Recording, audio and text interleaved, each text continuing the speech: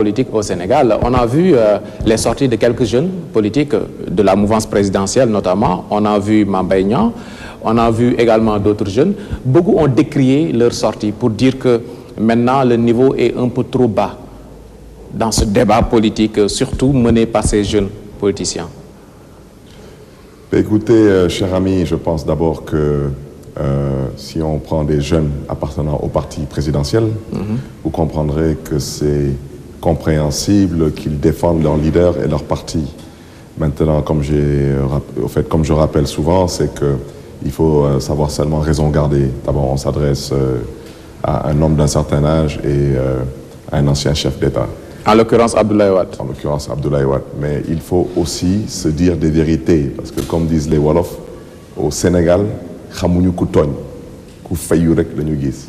En français, ça veut dire qu'on ne voit pas celui qui provoque, on ne voit que celui qui porte la réplique.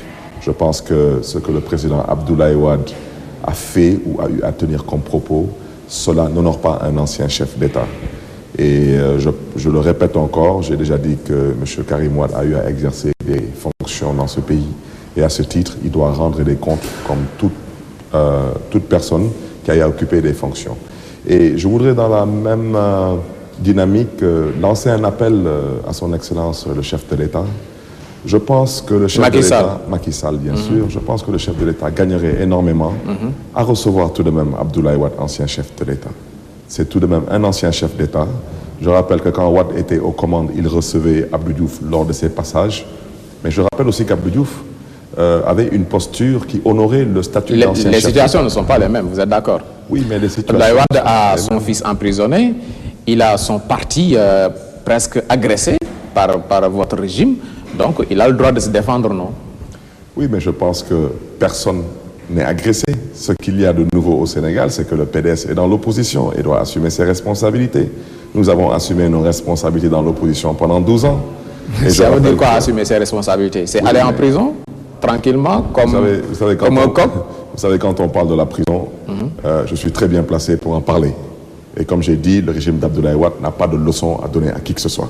Ils ont jeté des gens ici en prison sur des bases... Non, il ne s'agit pas de donner de leçons, mais c'est la raison pour laquelle j'ai insisté en... La CREI, la Haute Cour de justice, déjà Karim est en prison, on attend d'autres dignitaires de ce régime. Bon, ils ne peuvent pas laisser les bras croisés sans réagir, on est en politique, non?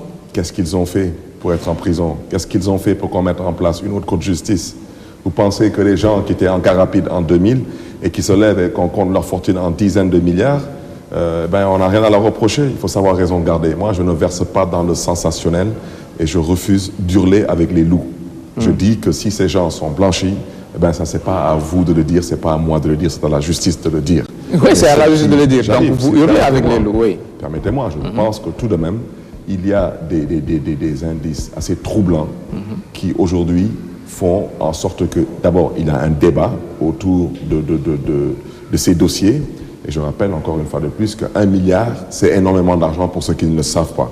Alors quand on s'amuse à parler en termes de dizaines de milliards qui sont retrouvés dans des comptes, quand certains disent que c'est Abdoulaye Wade qui me doit autant d'argent, qu'est-ce qu'ils ont fait dans leur vie pour qu'Abdoulaye Wade leur doit autant d'argent? Quand on arrête ici une bonne dame et qu'on retrouve des dizaines de milliards dans son patrimoine, il faut bien qu'elle nous dise quel est le type de travail qu'elle a eu à faire dans sa vie pour pouvoir accumuler de telles fortunes.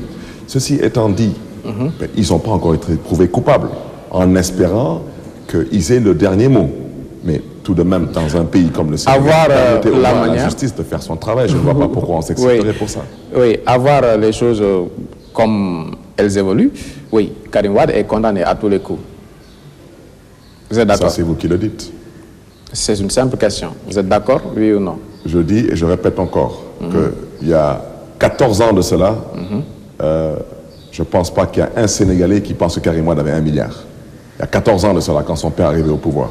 Je rappelle que la caisse noire n'est pas mise à la disposition du chef de l'État pour enrichir sa famille ou son entourage personnel. La caisse noire est mise à la disposition du chef de l'État pour qu'il puisse exercer ses fonctions de chef de l'État. Oui.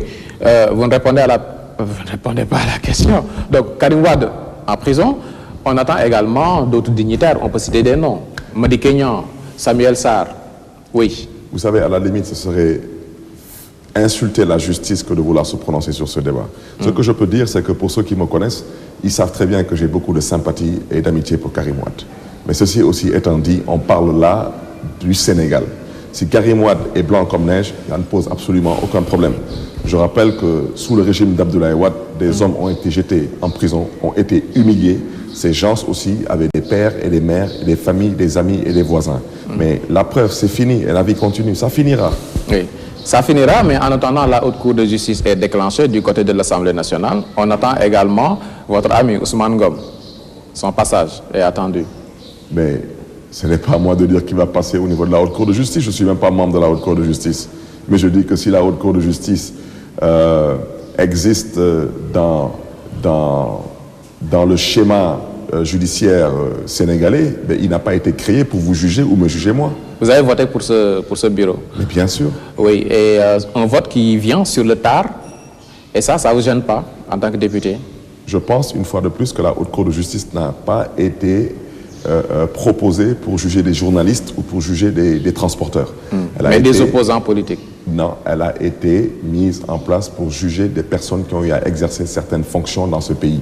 Je rappelle que quand ces personnes exerçaient ces fonctions, on ne leur a pas mis un couteau sous le cou, excusez-moi, sous la gorge pour leur demander d'exercer ces fonctions. Elles ont accepté de les assumer et puis aujourd'hui il y a des comptes à rendre. Et je rappelle au passage que combien de ministres ont eu à servir sous le régime d'Abdoulaye Wade? Eh bien, combien d'entre eux sont concernés? Il faut savoir raison garder.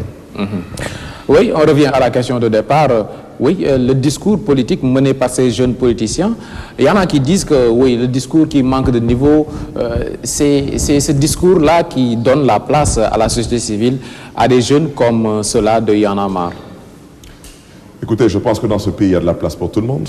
Tout le monde peut participer au débat, mais je pense que ce qu'il faut retenir, c'est que le chef de l'État, c'est pourquoi je dis qu'au Sénégal, on ne voit pas celui qui provoque, on ne voit que celui qui réagit à la provocation.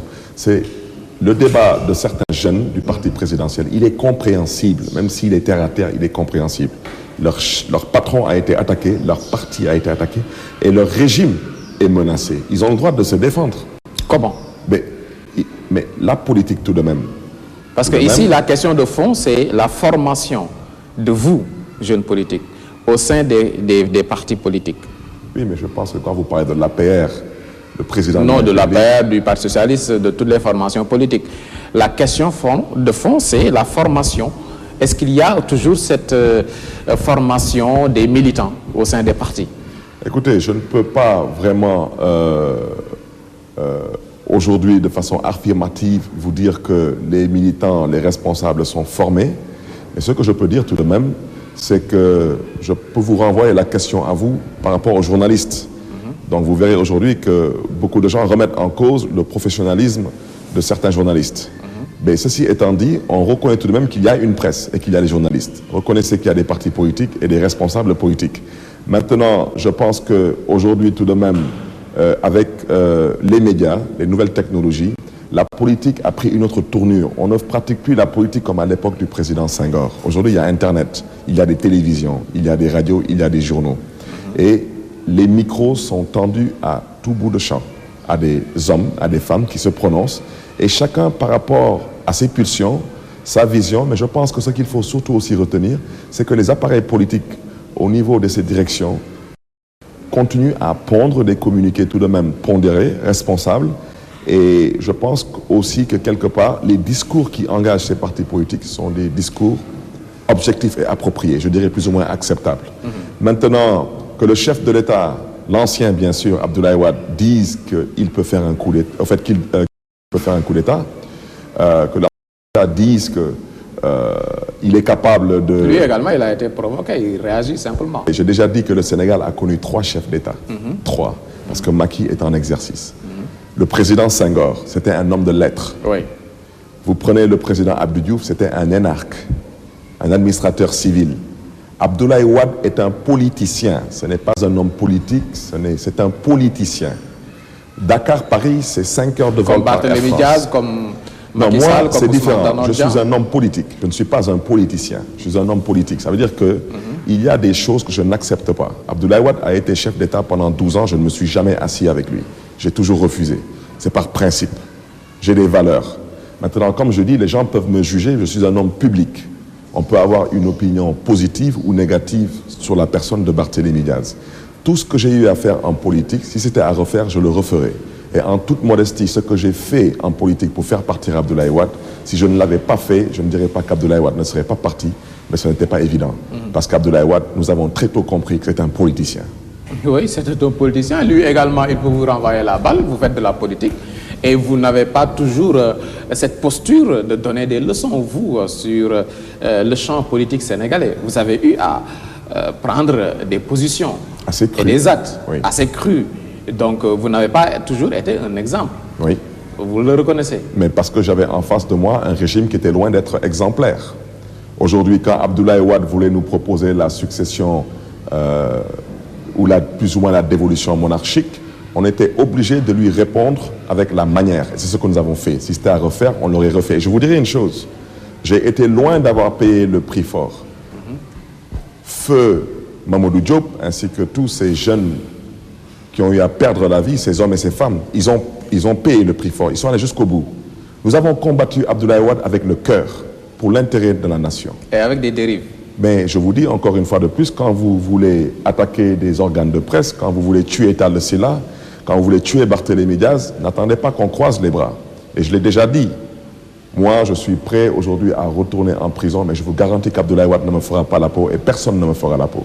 Si quelqu'un s'aventure à me faire la peau, je lui ferai la peau avant qu'il me fasse la peau. Et aujourd'hui, je rappelle une fois de plus que je ne suis pas entré en politique pour qu'on me fasse la peau. Je suis un père de famille comme vous. Oui, c'est clair, vous refusez d'entrer dans ce débat. Non, mais parce que je disais que tout de même, si on le ramenait à un autre contexte, où est Tall Sylla aujourd'hui? Mais il a été oublié. Qui perd là-dedans? C'est lui et sa famille. Qu'est-ce qui s'est passé dans les attaques de l'AS et de 24 heures chrono? Où est l'histoire de Maître Babacar Seye? Il faut savoir raison garder. Vous êtes des journalistes, mais traitez l'information. Donc il faut plus croire en cette justice sénégalaise. Je n'ai pas dit qu'il ne faut pas croire ou qu'il faut croire en la justice sénégalaise. Parce que quand vous êtes attaqué, la justice n'est pas là pour vous défendre. Elle n'est que saisie bien après et ensuite elle traite de ces dossiers. Ce que je voudrais dire, c'est que Abdoulaye Wade a été très, très, très loin d'être un président exemplaire. Ceci étant dit, je reconnais à Abdoulaye Wade un homme qui a eu une vision. Maintenant, aux Sénégalais de juger. Mais tout de même, il faut reconnaître qu'Abdoulaye Wade a été chef d'État tout en oubliant qu'il était au pouvoir parce que malheureusement, il y a des comportements qui n'honorent même pas un opposant, a fortiori un homme qui exerce la fonction de chef de l'État. Et je pense aujourd'hui que quand Abdoulaye Wade rentre au Sénégal, c'est mon intime conviction, il aurait dû être reçu par le chef de l'État, M. Macky Sall, au moins en tête-à-tête, pour échanger de certaines questions, mais à la condition qu'Abdoulaye Wade ait d'abord une posture d'homme responsable. Tout le monde sait qu'Abdoulaye Wade n'a pas été bloqué. Il n'a été bloqué nulle part. Abdoulaye Wade a fait son cirque. On a quelque peu dépassé ce débat. Il a fait son cirque, malheureusement, pour chercher quelque part à vouloir endormir son monde. Ok. Parlons de ces locales. Vous êtes maire à Sicap Baobab Sacré-Cœur. Oui, Baobab Sacré-Cœur, là vous avez un bilan à défendre, quelque part.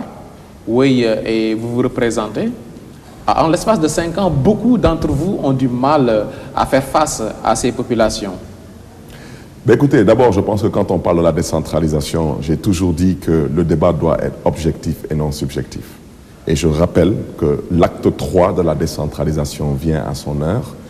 Et je l'ai voté à l'Assemblée nationale, même si je reconnais qu'on aurait pu approfondir la réflexion, même si je reconnais qu'il y a des manquements, parce que toute loi n'est pas parfaite, et l'œuvre humaine non plus ne l'est pas. Mais on ne peut pas, et je vais vous donner quelques exemples avec votre permission. Je suis maire de Mermoz-Sacré-Cœur. J'ai peut-être la commune aujourd'hui qui accueille le plus grand nombre de sociétés, d'écoles de formation et ce qui s'ensuit. Je vous donne un simple exemple, la Sonatel, le groupe Orange. Ils se déplacent actuellement chez nous, ils construisent leur siège, et ce siège va coûter 8 milliards. Vous savez combien la mairie de Mermoz-Sacré-Cœur en poche, en caisse, sur ces 8 milliards? 0 francs. En construction, simplement? Non, ils viennent chez nous. Il n'y a aucune responsabilité sociétale Il n'y a aucune retombée pour la commune de Mermoz-Sacré-Cœur. Ce que va changer l'acte 3 de la décentralisation. Mais bien sûr, mais parce que l'acte 3, j'arrive, parce que l'acte 3 d'abord va nous permettre d'être une commune de plein exercice. Et à ce titre, faire ce que nous avons à faire. Je peux vous donner d'autres exemples pour vous dire, parce que vous savez, parce que si vous voulez qu'on parle de cette question, il faut qu'on mette un peu de... Non, on a compris les enjeux de l'acte 3 de la décentralisation. Non, je ne parle pas de ça, s'il vous plaît. Ce que je vous dis, c'est important, s'il vous plaît. Ce que je vous dis, c'est très important. Tant que les textes ne changent pas, rien ne changera dans les communes d'arrondissement. Rien. J'ai un budget de 250 millions pour une population de 35 000 habitants. Et là, vous justifiez votre bilan? Non, je ne parle pas du bilan. C'est toute une émission pour parler d'un bilan, Pape Cheikh. Oui. J'ai accepté de répondre à votre question. Je suis plus qu'à l'aise d'aller à ces élections. Barthélémy Diaz, candidat à la mairie, ça, c'est pas le débat. La preuve, je n'ai aucune obsession, sinon je me serais mis tête de liste d'une proportionnelle ou d'une majoritaire. Je suis pourtant le mandataire. Je rappelle d'abord que j'ai accepté d'être sous la liste Taxawu Dakar du maire de Dakar, Khalifa Sall, parce que je considère qu'on a gagné avec lui en 2009. On a fait énormément de choses avec lui, autour de lui, jusqu'aujourd'hui. À ce titre, quel que soit le nouveau mode de scrutin, je considère qu'il mérite d'être réélu parce qu'il a abattu un excellent travail. Il a fait quelque chose d'extraordinaire. Il a lancé un appel. J'arrive, s'il vous plaît. Il a lancé un appel autour d'un grand rassemblement. À ce titre, nous nous sommes fait violence. Cette liste peut gagner. Taxawu Dakar à Mermoz-Sacré-Cœur. Et vous aurez la surprise que Barthélémy Diaz peut ne pas être maire.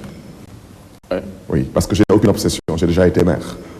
Mais je figure dans la liste et je me battrai pour faire triompher cette liste. Parce qu'il faut aujourd'hui que les Dakarois... Vous n'êtes pas là en train d'exprimer votre peur de perdre.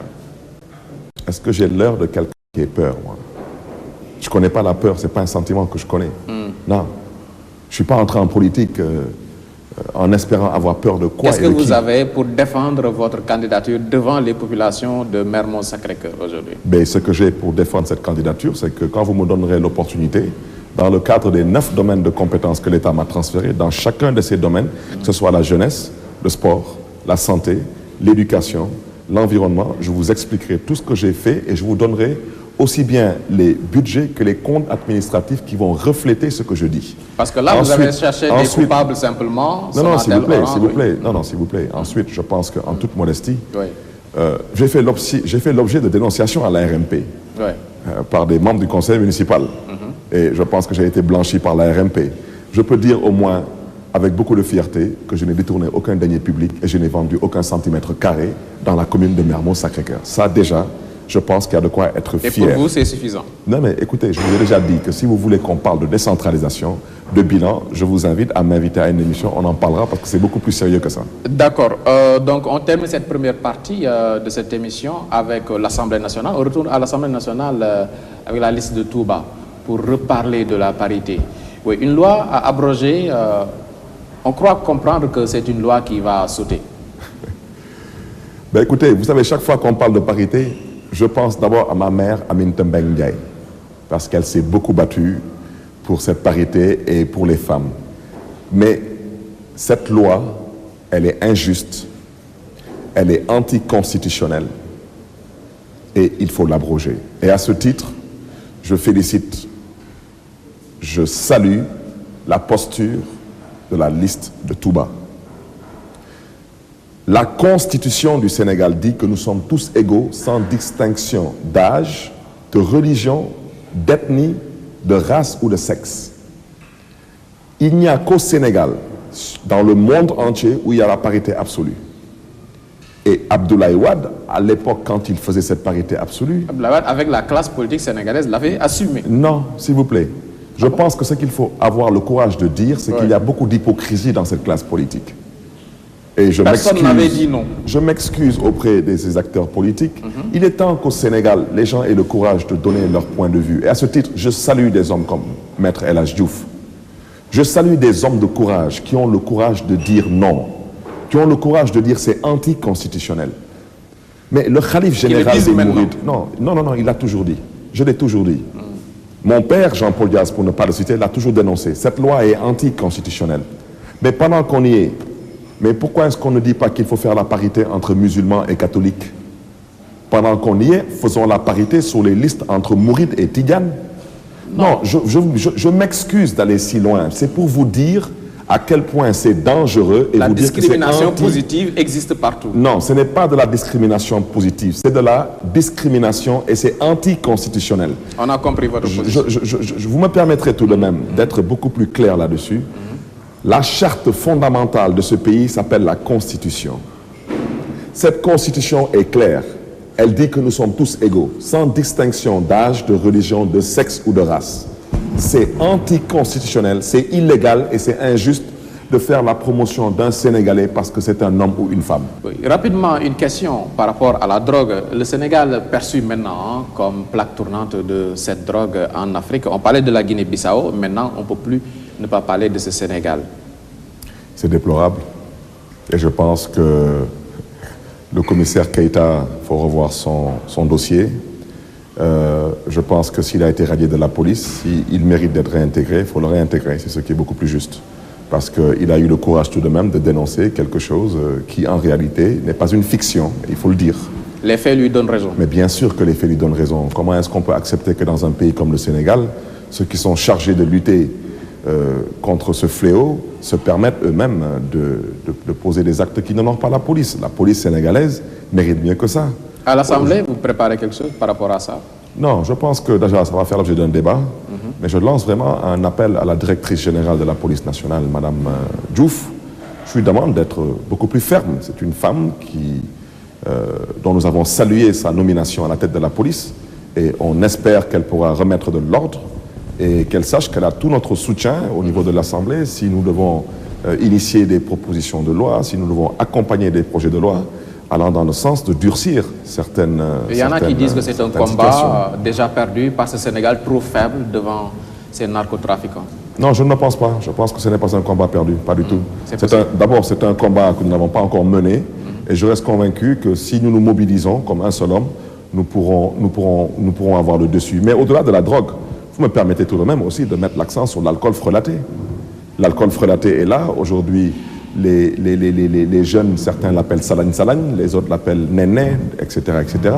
Cet alcool frelaté est en train de détruire à une vitesse beaucoup plus importante la jeunesse de ce pays que la drogue. Et je pense qu'aussi... De l'alcool à bon marché et puis qui fait des dégâts. Hein. Mais non, ce n'est pas de l'alcool, c'est un poison frelaté qu'on appelle alcool quand vous pouvez vous produire... quand vous pouvez, avec 100 francs, boire du gin, avec 100 francs, boire du whisky, avec 100 francs, vous déchirer. Mais bien sûr, quand vous partez pour regarder un match de football, nawetan, ou vous partez au stade pour suivre un combat de lutte, mais quand vous sortez, bien sûr que vous êtes obligé de verser dans la violence. Et quand vous regardez le stade Demba Diop après un combat de lutte ou après un match de nawetan, de football, vous voyez tous ces sachets sur les gradins. Mais c'est un crime à la limite contre l'humanité. Il faut réagir. Qu'un État accepte que chez soi, qu'on puisse vendre de l'alcool dans des dosettes, dans des sachets, à 100 francs et 200 francs dans les quartiers, et que cet alcool est commercialisé au Sénégal et vendu ici au Sénégal par des sociétés qui ont un registre de commerce et un INEA. C'est un crime. Un crime, oui. Un crime, donc, selon Barthélémy Dias, et beaucoup l'ont décrié, hein, la vente de cet alcool dans des sachets à 100 francs. À 100 francs. À 100 francs, oui. Une pause pour faire un clin d'œil à nos partenaires commerciaux avant de revenir sur ce plateau.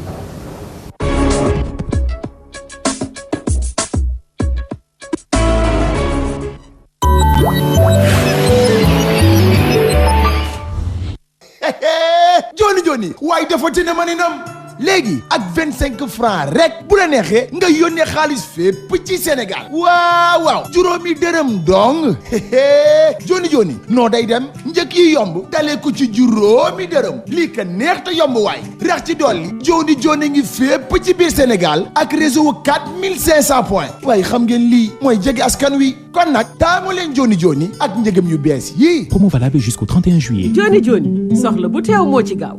Dimanche sur Sen TV. mbokk yi ci fête des mères bés bu ñuy sargal suñu yaay seen yaay ak yaayu àdduna wërngal këpp tey nag Sen TV dëgtal leen ci lu am solo mu di yaay ci biir yaay ci biir yaay aha kay dafa am di yaay yoo xam ne nii ay yaay lañu waaye juru ñuy doom.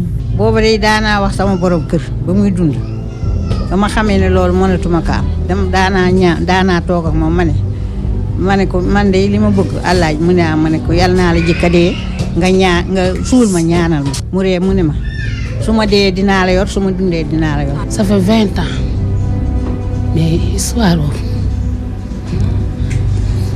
dama ko fàtte mukk parce que. kon mbokk yi mbir maa ngi doon lu daw yaram fi ci Sen TV mu di fête des mères ñu jagleel ko yaay yi nga xam ne nii mësuñoo am doom ñàkkul ne rangooñ tuuru na ci ndax ñun ñi ko doon def suñu yos tuuru na du lu doy waar du loo xam ne ni ay junni soxna nga koy dund ci seen biir kër ñenn ñu leen koy gaaruwaale ña ca desit di ci am bànneex santee ko yàlla suñu borom lu ci mënti am daal fii ci Sen TV bés bu ne dañ fay sargal yaay yi amul bant laa jagleel sama sargal. Dimanche.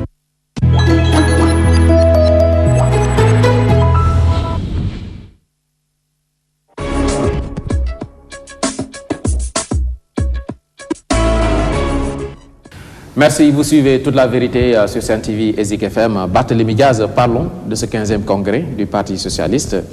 Un congrès avec un agenda caché, dit-on? Non, vous me permettrez tout de même de répondre par le silence. Et je rajouterai même par le mépris. Je parlerai du congrès, mais je ne parlerai pas de certains propos qui ne sont pas des propos objectifs, mais des propos qui malheureusement prennent leur soubassement dans la rancœur et la haine. Haine? Haine, c'est pas un gros mot? Mais c'est la vérité. Vous êtes des camarades de parti? Mais on est camarades avec certains individus qui souhaitent être des camarades et qui comprennent le sens de la camaraderie. La camaraderie, ce n'est pas de dénigrer, d'insulter ses responsables. Je suis désolé.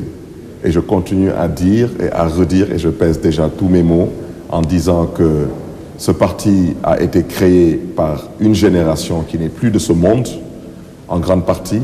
Une autre génération est passée par là, celle de Tanor est là aujourd'hui, une autre viendra. Et un jour, la nôtre aussi sera aux commandes. C'est ça le Parti socialiste. Et c'est ça la particularité de cette formation politique, que ce parti n'appartient pas à Tanor, comme le PDS, par exemple, pourrait être considéré comme la propriété de Abdoulaye Wade, ou la l'APR, celle de Macky Sall, ou Rewmi, celle de Idrissa Seck. Mais bien sûr que le Parti socialiste n'appartient pas à Tanor. Mais non, mais vous savez ce qui s'est passé avec ce débat. D'abord, c'est la 3e fois que ce congrès est reporté. La 3e fois. Et ce n'est pas Tanor qui a proposé les dates des 6 et 7 juin. C'est le bureau politique qui a proposé ces dates. Et je vous rappelle que tous les membres du comité central sont tous représentés au bureau politique. Parce que le bureau politique, c'est la synthèse des responsables des 14 régions et des responsables des 45 départements, plus les responsables des mouvements intégrés et affiliés comme le mouvement des femmes et le mouvement des jeunes. C'est ce bureau politique qui a fait cette proposition des dates des 6 et 7 juin. Nous sommes partis au niveau du comité central. Au comité central, le comité central est riche de 536 membres. Sur ces 536 membres, seules 70 personnes ont pensé nécessaire de prendre la parole. C'est-à-dire que donc presque les 4/5e ont considéré que ça n'a pas besoin de faire l'objet d'un débat. Sur ces 70 personnes, il y aurait 6 ou 8 personnes, disons 8 personnes, qui souhaiteraient, 9 qui souhaiteraient qu'on reporte le 15e congrès du Parti socialiste. Nous sommes en démocratie, n'est-ce pas? Eh bien, il y a 50 personnes ou 50 et quelques personnes qui souhaitent, eux, qu'on maintienne les dates. Et certains veulent nous faire croire qu'on propose ce congrès au forcing. Je dis qu'il n'y a nulle part sur cette terre une minorité qui peut imposer son point de vue à une majorité, ça n'existe nulle part. Oui, les chiffres militent en votre faveur. Non, mais... excusez-moi, permettez-moi, ce n'est pas une histoire de chiffres. C'est une histoire de principe et de démocratie interne. Je vous rappelle que le Parti socialiste ne fonctionne pas sur la base d'opinion personnelle. Le Parti socialiste fonctionne sur la base de statuts, de textes et d'un règlement intérieur. Vous venez de dire que ce congrès a été reporté 3 fois. Oui. 3 fois pour des élections. Cette fois-ci... pas du tout. Non. Ce congrès a été reporté à 3 reprises, pas pour des élections, pour des raisons propres au Parti socialiste, pas pour des élections. Le Parti socialiste n'organise pas d'élections, c'est l'État qui organise des élections. Et je rappelle que ces 3 reports ont été proposés pas par un individu, en l'occurrence Tanor ou Barthélémy, mais par le bureau politique. Voilà. Oui, ce congrès va vous coûter autour d'une enveloppe de 100 millions. Mais pas du tout, vous aussi. Combien? Mais non, un congrès ne dépasse pas 10 millions. Ah bon? Et bien sûr. Eux, ils soutiennent que ce congrès va vous coûter au moins 100 millions et que ces 100 millions pourraient être injectés dans les campagnes de vos différents lieutenants pour gagner ces locales. Je parle sous le contrôle du trésorier du Parti socialiste, le ministre Mambouna Massal. Un congrès ne coûte pas plus de 10 millions. Parce que le Parti socialiste ne loue pas de chaises. Le Parti socialiste ne loue pas de salles. Le Parti socialiste organise son congrès à Dakar, en grande partie avec ses militants basés à Dakar. 100 millions, depuis que le Parti socialiste est le Parti socialiste, jamais un congrès n'a coûté un montant de cette nature, jamais. Et je vous rappelle au passage que ceux qui sont là en train de parler d'argent, ils n'ont qu'à d'abord commencer à être à jour dans leurs cotisations avant de nous dire ce que nous devons faire. Parce que les députés cotisent, je cotise comme député. Les maires cotisent, je cotise comme maire. Et les membres du bureau politique aussi doivent cotiser. Que ceux qui sont en train de parler d'argent d'abord n'ont qu'à commencer à être à jour dans leurs cotisations. Youssou Mbow ne cotise pas. Je ne parle pas de personne, ça ne m'intéresse pas. Moi, je parle une fois de plus de principe. Voilà, que les gens commencent d'abord à cotiser, à être à jour avant de vouloir s'ériger en donneur de leçons de morale. Voilà. Oui, le congrès avant les locales, d'aucuns soutiennent également que c'est pour ne pas se retrouver face à un Khalifa Sall qui gagnerait déjà Dakar, face à Aïssata Tall Sall également qui gagnerait déjà Podor, oui, et que la donne aura beaucoup changé par rapport au poste de secrétaire général du parti. Je vous rappelle d'abord que le congrès n'a rien à voir avec l'élection du secrétaire général. Non. Il ne faut pas confondre... Ce sont les délégués qui vont... S'il vous plaît, cher ami, il ne faut pas confondre pomme de terre et Angleterre. Le congrès, ce n'est rien d'autre que l'aboutissement des renouvellements des instances de base qui ont pour nom comité, section, coordination départementale, union régionale. Le congrès ne règle pas la question du secrétaire général. Si. Comment est élu le secrétaire général? Il y a un appel à candidature. Oui. Ça n'a rien à voir avec les renouvellements. L'appel à candidature, c'est fait à travers une circulaire. Ensuite, ceux qui souhaitent déposer leur candidature, déposent leur candidature. Oui. Qu'est-ce que ça a à voir avec Barthélémy Diaz qui gagne la mairie de Mermoz-Sacré-Cœur avant le congrès ou après le congrès? Le lien. S'il vous plaît. Non, si Barthélémy Diaz, je non. ne cite pas de nom, mais s'il vous plaît, permettez-moi de vous poser une question, parce que sinon ça ne devient pas intéressant. Si Barthélémy Diaz souhaite déposer sa candidature et qu'il a le courage de ses ambitions, il n'a pas besoin d'attendre après des locales pour voir s'il a gagné ou pas. Non. Non, mais s'il vous plaît, c'est pourquoi je dis, j'explique encore. Vous savez, il y a des camarades qui se disent responsables, à qui nous avons remis des cartes il y a 3 ans de cela. Ils ont eu 3 ans pour vendre des cartes. Poisson. Non, je ne noie pas le poisson. Laissez-moi poser la question. J'ai bien compris ce que vous dites. Parce que, écoutez, vous ne pouvez pas appartenir au Parti socialiste, dire que vous êtes un responsable. Pendant 3 ans, vous n'êtes pas capable de vendre vos cartes, vous n'êtes pas capable de renouveler votre base et vous voulez nous dire qu'on a besoin de repousser encore. Dites-nous pour quelles raisons objectives et non subjectives. Je refuse de verser dans le sensationnel. Soyons objectifs, c'est tout. Pour être secrétaire général du Parti socialiste, il faut être candidat. Il faut déposer sa candidature. Et être adoubé par une coordination départementale une ou CA, une union régionale. Une CA, on dit chez vous. Pour que les Sénégalais comprennent, une coordination. Ce n'est rien d'autre qu'une structure politique qui correspond à une entité administrative. Il ne faut pas confondre les rôles. Tanor, secrétaire général du Parti socialiste, que quelqu'un n'a qu'à lever un petit mot de façon objective pour dire le pourquoi il s'oppose. Il a le droit de s'opposer. Mais ce qu'on ne peut pas accepter ni tolérer, et c'est la raison pour laquelle on souhaite répondre par le mépris et le silence, c'est que le débat soit subjectif. Parce que Tanor n'est pas le Parti socialiste. Il n'est que le secrétaire général de ce parti. Il ne s'est pas auto-élu, on l'a élu. Et on doit assumer notre choix. Oui, assumer ce choix. Le poste de secrétaire général du Parti socialiste, vous êtes d'accord que c'est le point qui attire les attentions par rapport à ce congrès. Vous nous dites que ça n'a rien à voir à ce congrès. L'élection du secrétaire général du Parti socialiste, c'est ce qu'on n'arrive pas à comprendre. Oui, mais vous savez, avec votre permission, c'est que dans peut-être 36 mois, si le président Macky Sall tient parole, ça ne fera plus l'objet d'un débat. Ce qui fera l'objet d'un débat, ça sera la candidature du Parti socialiste à l'élection présidentielle. Mais parce que si demain le Parti socialiste arrive à la conclusion que pour remporter une élection présidentielle, l'homme doit s'appeler Khalifa Sall, ou la femme doit s'appeler Aïssata Tall Sall ou Aminata Mbengue Ndiaye, ou Pape Cheikh, mais faites-nous confiance, nous ferons le bon choix. Nous ne sommes pas des chanteurs de louanges, nous sommes des hommes politiques. Et nous recherchons à conquérir le pouvoir. Et de façon démocratique, en mettant les bons profils. Et je rappelle encore une fois de plus que Ousmane Tanor Dieng, mais nous rendons grâce à Dieu. Nous avons travaillé avec cet homme de 2000 à nos jours. Nous connaissons la valeur de cet homme. Ce que vous voulez nous dire, c'est que la question du candidat socialiste à la présidentielle n'est pas encore posée. Mais pas du tout. Mais parce que le Parti socialiste... Et tous les socialistes ont leur chance par rapport à cette candidature. Mais Pape Cheikh, vous vous adressez au Parti socialiste. Aujourd'hui, ce que nous sommes en train de faire pour le 15e congrès, mais on a fait la même chose pour le 14e congrès. C'est que malheureusement, les gens sont amnésiques. Mais l'histoire de ce parti... Je vous rappelle aussi que... si vous permettez, l'histoire de ce parti nous a fait comprendre que toujours le candidat socialiste au Sénégal, c'est le secrétaire, du temps, dans le passé le premier secrétaire, mais ça a toujours été le secrétaire général du parti. Mais vous acceptez tout de même au moins que dans la vie, les choses évoluent.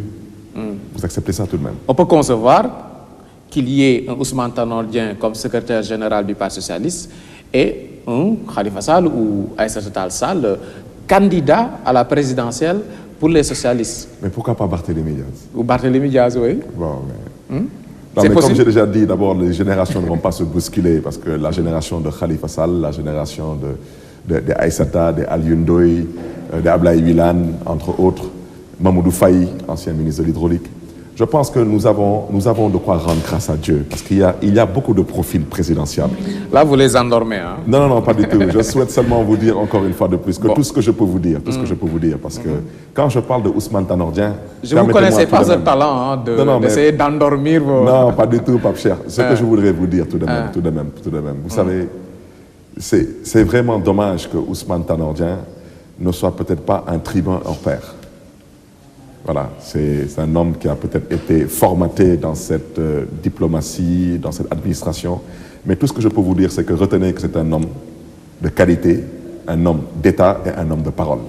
Oui, le plan par rapport à ce congrès, si tout se passe comme vous le voulez, donc il y aura comme deuxième adjoint Abdou Khadre Sissoko et Khalifa Sall va venir en troisième position. C'est ça, non? Écoutez, vous êtes vraiment un devin. Parce que pour être en mesure de deviner ou de prévoir l'avenir, il faut être fort. Hein. Vrai ou faux? Tout ce que je peux vous dire, c'est que je ne serai plus le secrétaire général du mouvement national des jeunesses socialistes. Oui, parce que vous êtes âgé. Parce que je suis atteint par l'âge plafond. Ouais. De même que Aminata Diallo? Oui, ma jeune sœur Aminata, oui. Oui. Elle également, elle va quitter la place. Vous voulez Babacar Diop pour Babacar, le poste de la qui JDS. semble âgé également, Babacar Diop. Je ne connais pas son âge, mais c'est un camarade de qualité, oui. Il incarne des valeurs, il est sur des principes, franchement. Il n'est pas âgé? Je ne connais pas son âge, mais je suis beaucoup plus âgé que lui. Je pense qu'il est dans les... Je ne sais pas, mais je pense qu'il est dans les critères. Parce que vous savez, malheureusement, j'ai été élu avec les textes à 35 ans. Personnellement, ça fait un débat, ça fait l'objet d'un débat. Pour moi, je considère que ce débat, d'abord, il a été biaisé. Parce que certains n'ont pas été objectifs dans la démarche. Et ça ne remonte pas. Ça remonte du 14e congrès. Ça c'est le passé. Aujourd'hui, les textes sont clairs, c'est 30 ans. Je sais qu'il y a des profils qui ne sont pas dans cette corde d'âge et qui auraient pu faire l'affaire. Mais vous savez, les textes sont les textes et le Parti socialiste fonctionne sur la base de textes. Oui. Et on doit être en phase avec ces textes. Et l'instance pour vous, par rapport à ce 15e congrès, l'instance que vous visez, c'est quoi, Barthélémy Diaz? Je monte adulte. J'espère que je pourrai retourner au bureau politique, c'est déjà quelque chose. Et je me bats aussi pour diriger la coordination de Mermoz Sacré-Cœur avec mon grand frère et ami Alioune Tall, qui est actuellement notre secrétaire général. Je souhaiterais être son adjoint, si possible, et éventuellement, au niveau donc, du bureau national, il y a des secrétariats où je pense que si je n'arrive pas à décrocher le poste de titulaire, je pourrais tout de même être un adjoint en attendant que, voilà, que je puisse peut-être un jour occuper certaines fonctions. Et comme j'ai déjà dit, il n'y a aucune fonction qui n'est pas dans ma ligne de mire au Parti socialiste, aucune fonction.